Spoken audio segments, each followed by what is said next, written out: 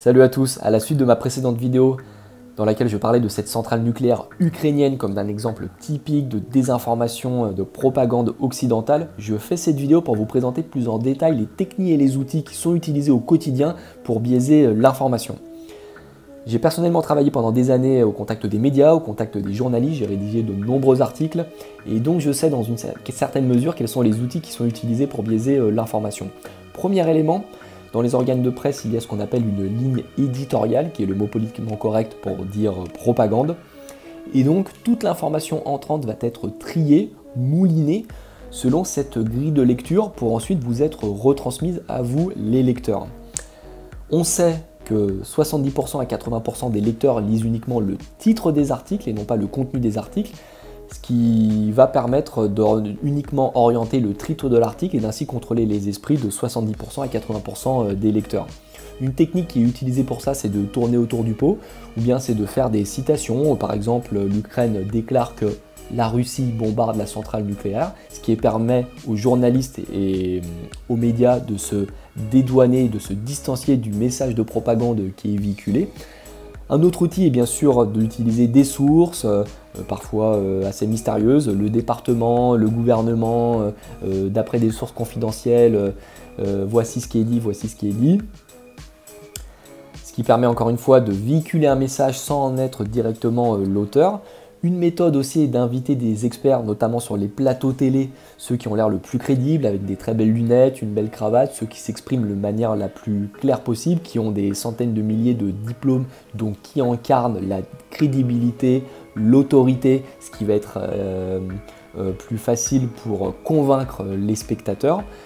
Parfois, sur les plateaux télé, on introduit un contradicteur et on l'a beaucoup vu pendant le Covid et au moment des Gilets jaunes, on introduit un contradicteur qui est un peu fragile, qui est peu crédible, qui n'est pas capable ni en mesure de justifier ses émotions, ses sentiments, ses positions et donc qui va être ridiculisé et décrédibilisé par les experts officiels qui distillent le message de propagande. Une autre méthode qui est beaucoup utilisée depuis une dizaine d'années, c'est l'utilisation des réseaux sociaux. Donc vous pouvez remarquer que dans de nombreux articles, les journalistes introduisent des tweets d'après les réseaux sociaux ou d'après la twittosphère. Les internautes s'indignent, se choquent, se révoltent, pensent que tel discours est inapproprié, tel discours est choquant, tel discours améliore le monde ou va dans le bon sens, ce qui permet encore une fois aux journalistes de se distancier vis-à-vis de messages tout en faisant passer un message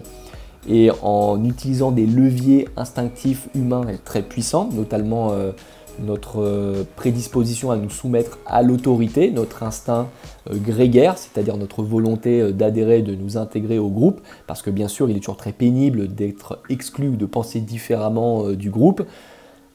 Instinctivement, cela sans doute a pour rôle de nous faire survivre et de ne pas nous isoler par rapport au reste du groupe. Mais cela est un levier très puissant pour justement convaincre les esprits les plus fragiles, ceux qui ont les intuitions et les arguments les plus fragiles, à se soumettre et à adopter le discours dominant. Ce sont des techniques qui sont éprouvées, qui ont été utilisées pendant des décennies et des décennies, voire plus d'un siècle, que ce soit pour véhiculer un message politique ou bien dans le domaine marketing, pour vendre des chaussures ou des produits. On connaît en détail quels sont les ressorts et les mécaniques internes des êtres humains, qu'est-ce qui les amène à acheter ou ne pas acheter, qu'est-ce qui véhicule une émotion positive ou une émotion négative. D'ailleurs, les images sont aussi énormément utilisées car on sait qu'il est beaucoup plus facile de regarder une image que de lire un article car ça consomme moins d'énergie mentale et donc on va utiliser des images qui vont présenter un homme politique ou un discours ou un fait de manière positive ou de manière négative. Comme disait Nietzsche, il n'y a pas de fait, il n'y a que des interprétations et une image est déjà une interprétation. Si on vous présente un homme politique qui fait une grimace ou qui fait peur, cela va générer une émotion négative et donc vous allez associer cette émotion négative à cet homme politique, à ses arguments, à ses prises de position, à son discours et ainsi on va orienter votre manière d'interpréter la réalité. Sur ce sujet de l'image et pour élargir, on sait que le cinéma Hollywood et aujourd'hui Netflix et les séries sont un levier et un outil très puissant de propagande. Pendant des années, et moi le premier, j'ai été abreuvé de films hollywoodiens, de films de Disney qui ont façonné mon inconscient et donc mon interprétation du monde. Pour prendre un exemple très parlant, j'ai récemment publié une vidéo de soldats russes de la garde qui font la relève devant le Kremlin et devant la tombe du soldat inconnu à Moscou.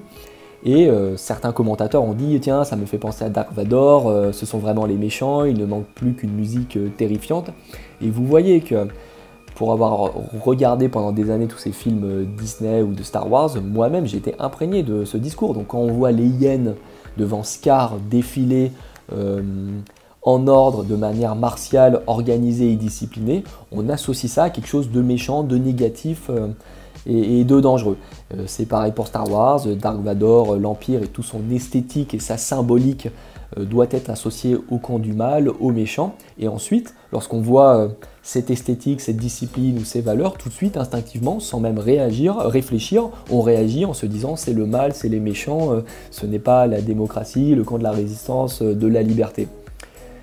Et d'ailleurs, c'est un terrain de lutte politique très important, car on sait aujourd'hui que le wokisme introduit et s'impose à Hollywood de manière de plus évidente. Donc je vous invite au quotidien à regarder et à identifier les messages subliminaux qui vous sont envoyés pour vous présenter de manière orientée tel ou tel message politique.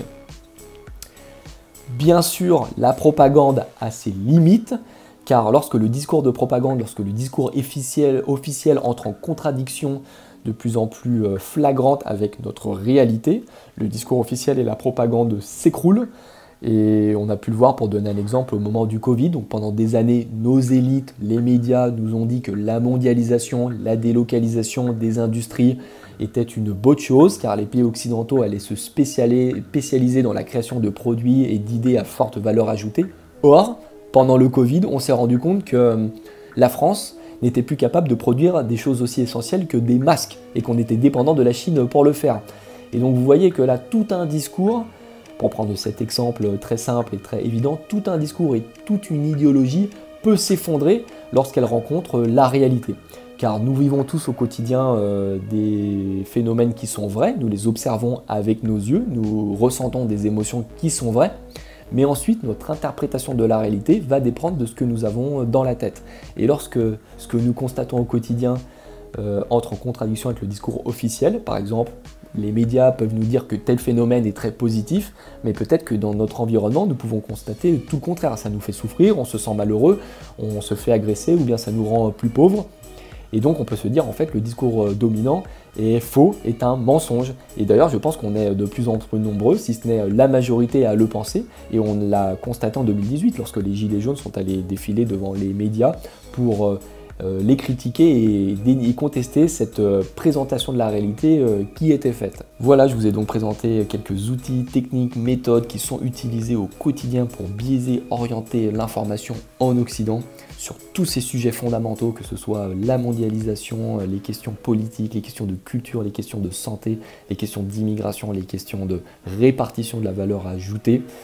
J'espère que cela vous aidera à vous émanciper intellectuellement de cette domination, de ce contrôle qui est exercé sur nos esprits, car bien sûr, pour changer le monde, la première étape est de prendre conscience de cette prison mentale dans laquelle nous vivons. Si vous avez aimé cette vidéo, vraiment, n'hésitez pas, faites-moi un commentaire. Je vous souhaite une excellente journée. À très bientôt.